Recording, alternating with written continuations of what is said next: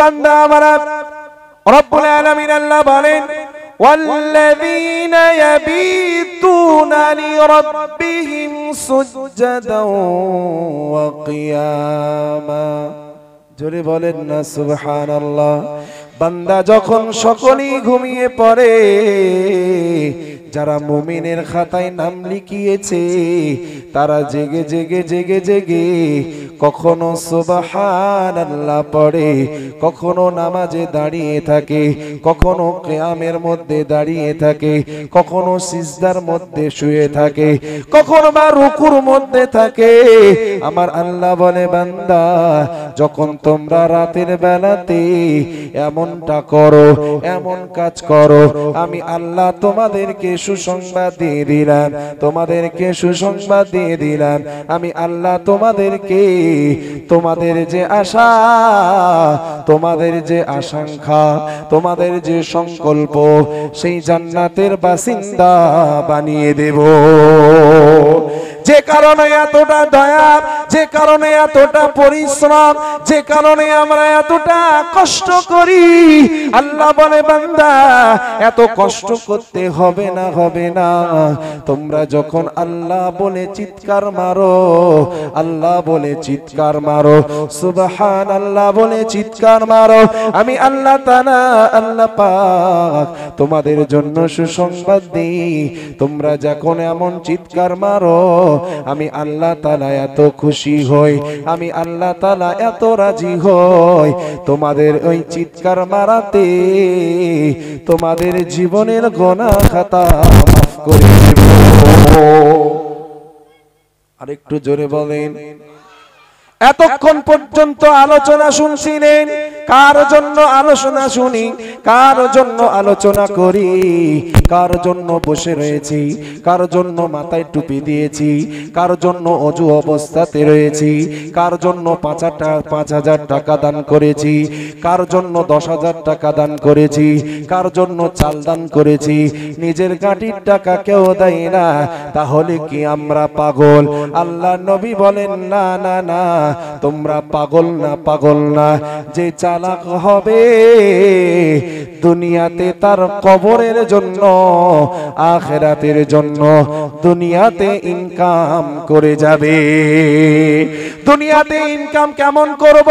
যে ইনকামটা কবরে কাজে লাগবে। আমার আল্লাহ তাআলা আল্লাহ পাক জানান, রিজিকের মালিক হলাম আমি আল্লাহ, রিজিক দেব আমি আল্লাহ।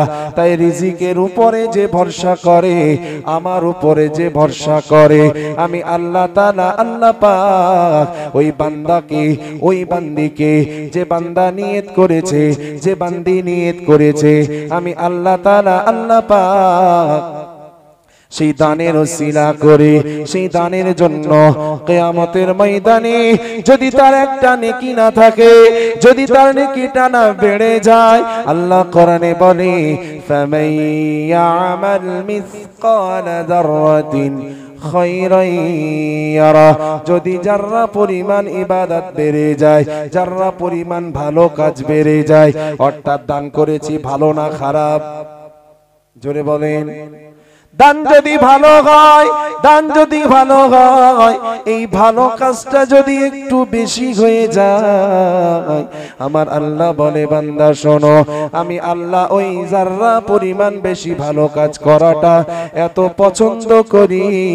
এই পছন্দের কারণে আমি আল্লাহ তাদেরকে জাহান্নামে না দিয়ে তাদেরকে জান্নাতের বাসিন্দা বানিয়ে দেব। কবরে তার জন্য চিন্তা হবে না, কবরে তার জন্য চিন্তা হবে না। তারা কারা? রব্বুল আলামিন আল্লাহ বলে ওই বান্দার কবরে কখনো চিন্তা হবে না, হবে না। যারা নবীকে দেখতে পেয়েছে, যারা নবীর আদর্শ মেনে চলেছে, যারা নবীর কথা শুনেছে, যারা নবীর কথা শুনে নিজের জীবনকে পরিবর্তন করে দিয়েছে, তারা কবরে যেতে দেরি হবে, কবরটা জান্নাত হতে দেরি হবে না। আর একটু জোরে বলেন। দুটো কথা বোঝায়। একটা হলো যদি কেউ বাইরে থাকে, বাইরে 1 কোটি টাকা পাঠিয়েছে তার বাপকে ভরসা করে। কত কোটি টাকা? 1 কোটি টাকা। কাকে ভরসা করে? বাপকে। যে আব্বা আমি এই টাকাটা পাঠালাম, কি ভাই আমি এই টাকাটা পাঠালাম, তুমি ঘরটা করবে সুন্দর করে। আর ভাই ফোন করে বলছে হ্যালো ভাই আমি তোমার ঘরটা সুন্দর করে বানিয়েছি, দেখো। বাপ বলছে বেটা তোমার সুন্দর ঘর বানিয়েছি। ওই বান্দা, ওই ছেলে অথবা ওই ভাই আনন্দে আনন্দে আসে নাকি কাঁদতে কাঁদতে আসে ঘর দেখার জন্য? জোরে কথা বলেন একটু। আনন্দে আনন্দে আসে না? আসে তো? আনন্দে আনন্দে আসে যে আমি পয়সা পাঠিয়েছি, আমার ভাই ঘর করেছে, আমার বাপ ঘর করেছে, সুন্দর ঘর করেছে, সেখানে কি করব? থাকবো। আচ্ছা বান্দা যখন কবরে যাবে আনন্দে না কাঁদতে কাঁদতে? আমরা বুঝি না। কাঁদতে কাঁদতে কেউ যায়, আবার আনন্দ করতে করতে তো কেউ যায়। দেখি আমরা, দেখি, হ্যাঁ দেখি। মাজারাইট হুজুর পীর কেবলা রহমাতুল্লাহ আলাইহি দেখেছেন তো? যখন তিনি ইন্তেকাল করেন আমি মাথার ধারে ছিলাম, মাথার ধারে। আমাকে অনেক মহব্বত করতেন, অনেক ভালোবাসতেন।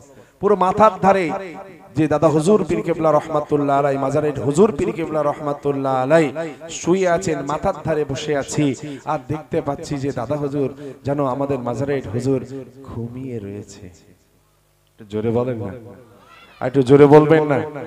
তো এইরকম মানুষ দেখেছেন তো? রব্বুল আলামিন আল্লাহ বলেন বান্দা যখন ভালো কাজ কর্মগুনি করে বান্দা মরতে দেরি হবে, কিন্তু জান্নাতের কবরটা জান্নাত হতে দেরি হবে না। তাই তারা কবরে যাবে, আর কবরে গিয়ে বলবে, যখন মুনকার নাকির সওয়াল করবে, মুনকার নাকির সওয়াল হবে মার রব্বুকা, তোমার রবকে, তখন সেই বান্দা এক কথাই বলবে, কেন না জানো না, আমি যখন আল্লাহু আকবার বলেছি, দুনিয়াতে যত গুনাহ কাজ করেছি, দুনিয়াতে যত পাপের কাজ করেছি, একবার আল্লাহু আকবার বলার কারণে আমি সব পাপ কাজকে ভুলে গেছি। কেন না তিনি অন্য কেউ না, তিনি হলেন আমার রব, তিনি হলেন আমার আল্লাহ। তাই তুমি যে প্রশ্ন করেছো, আমার উত্তর হলো আমার রব হলো আল্লাহ। আর একটু জোরে বলেন সুবহানাল্লাহ। কবরের মধ্যে আর একটা সওয়াল হবে, ওমান নবিয়ুকা, কি হবে? ওমান নবিয়ুকা, তোমার নবী কে? আচ্ছা আমরা নবীকে চিনিছি? নবীকে চিনি? দেখেছি? শুনেছি? দেখেছি না। মক্কা শরীফে, মদিনাতে যারা গেছেন তারা মদিনাতুল মুনাওয়ারা অনেক দেখেছেন, কিন্তু নবীকে যদি দেখি হক দেখা হবে না বেহক হবে? হ্যাঁ, হক দেখা হবে না। কেন? কারণ নবী বলেছেন আমার সুরাত পৃথিবীর কেউ অর্থাৎ শয়তানও আমার সুরাত ধরতে পারে না। আমার কোন উম্মত যখন আমাকে দেখে নিল, সে যেন সরাসরি আমি রাসূলুল্লাহ আমাকেই দেখে নিল। আর একটু জোরে বলেন না সুবহানাল্লাহ। যদিও সময় শেষ, আমি আলোচনা করব না ভেবেছিলাম, কিন্তু একটু বোঝানোর জন্য, কবর আমাদের ভালো হবে। নবীকে আমরা চিনি না, নবী বলে হে আমার উম্মত উম্মতি শোনো, তোমরা দুঃখ করো না, কষ্ট করো না। তোমরা ভাবছো আমার কাছে অর্থ নাই, তোমরা ভাবছো আমার কাছে পয়সা নাই, তোমরা ভাবছো আমার কাছে অর্থ নাই, ধন সম্পদ আমার কাছে নাই, আমি কাবা শরীফে কি করে যাব, মদিনাতুল মুনাওয়ারাতে কি করে যাব। আমার নবী বলে হে আমার উম্মত উম্মতি তোমরা শোনো, তোমাকে কষ্ট পেতে হবে না, তোমাকে ভালোবাসতে হবে, তোমাকে কষ্ট পেতে হবে না। তুমি দরুদ শরীফ পড়বে, তোমাকে কষ্ট পেতে হবে না। তুমি একটা দরুদের চিঠি লিখে দেবে, এই চিঠিটা যদি আমি কবুল করে থাকি, তোমাকে মদিনায় আসতে হবে না, আমি রাসূলুল্লাহ তোমার ঘরে বসে তোমার সঙ্গে সাক্ষাৎ করব। আর একটু জোরে বলেন না সুবহানাল্লাহ। তাই আপনাদের বলেছি নবীকে কারা দেখতে চায়, নবীকে কারা দেখতে চায়, তো আমরা সবাই দেখতে চাই। তাই একটা